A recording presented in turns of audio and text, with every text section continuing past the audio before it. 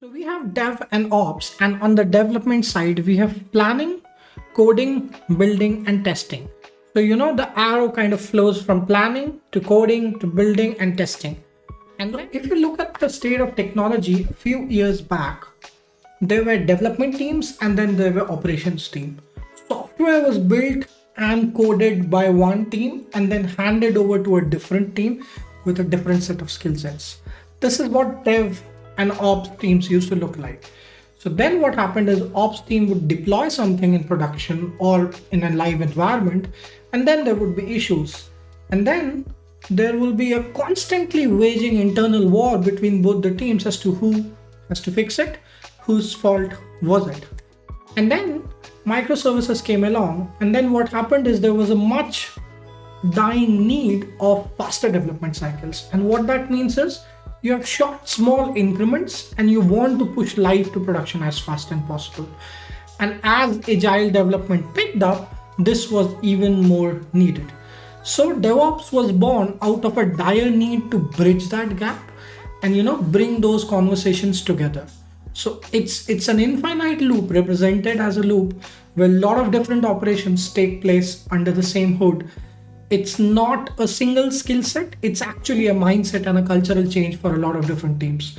There are still organizations who have branched from DevOps and they call it different things, like Google calls it SRE, and then there's more of a release management conversation. But at the core of it, DevOps still rules. Let's try and understand what it means. So let's take a look as to what this represents. So we have dev and ops, and on the development side, we have planning, coding, building, and testing. So the arrow kind of flows from planning to coding to building and testing.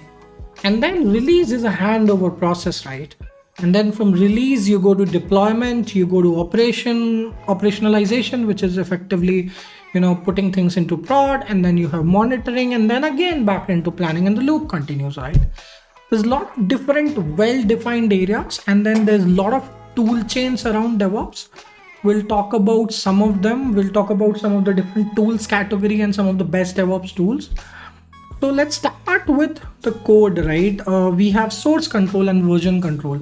And for that, I think GitHub is the de facto standard. Git, the whole life cycle around Git is pretty popular. So you have popular tools like GitHub and GitLab, which are largely used by different organizations. You also have Azure DevOps, which kind of is a suite offering the entire DevOps lifecycle, and also AWS DevOps, which is a flavor of its own.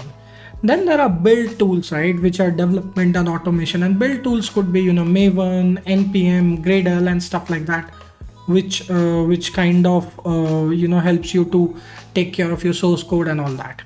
And then you move on to testing, which is test management, quality control. You have static code analysis tools like SonarQube. You have artifact management like Nexus and stuff like that. And what you do is you move after this to release. And release is more of a process than a single tool. So when we talk of continuous integration and continuous delivery, CI/CD, we typically refer to a tool chain. So Jenkins is a very powerful and popular tool. GitHub is picking up. If you're working in Kubernetes, Argo CD is great.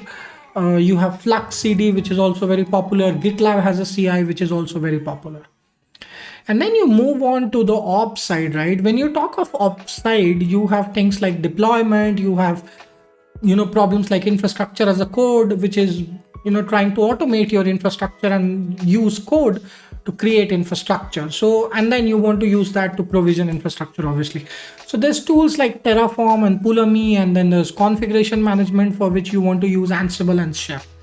The idea being that you have kept everything as a code, be it in the form of Terraform scripts or be it in the form of Ansible playbooks or Chef scripts, which will typically take the whole life cycle from management of infrastructure to creating it, to injecting configuration and environment variables into your code, and finally deploying it.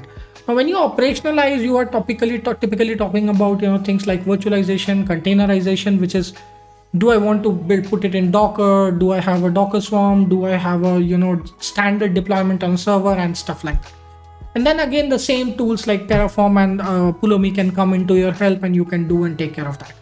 There's a very strong tool chain, and we'll talk about that in a different video called CNCF landscape, where we'll take a deeper dive into CNCF landscape and understand what that is. So CNC basic, and that's specific to Kubernetes and cloud native designs. And then we move on, right? We have a couple of other tools around the observability engineering. So monitoring is the word, but you have visualization, logging, monitoring, observability, and stuff like that.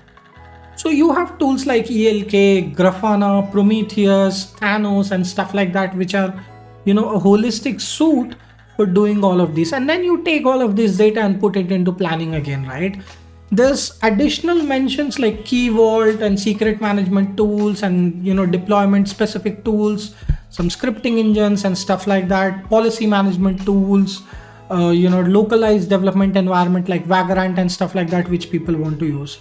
So there's tons of tool chain around it, and there isn't a single tool to achieve all of that, although Microsoft, AWS, or each cloud provider has their own flavor, but effectively it's also built by using putting together a lot of different kind of tools under one umbrella, and that's what you get. So if I have to name one, although I don't use it or haven't used that extensively in the past, I think GitLab is one tool which can offer you a lot of these things out of the box, be it CI/CD, be it be it Git management, be it configuration management and stuff like that. GitLab is a very, very good tool, and I think Jenkins is the market leader already in this space. If you are working with Kubernetes, the tool chains could vary a bit, like Argo CD and stuff like that, but we'll talk about that in the next video. So that's it from today. If you have liked my video, please subscribe. Why are you not subscribing? I have solo subscriber count, only 1,000 subscriber. Please subscribe to my video. Bye-bye.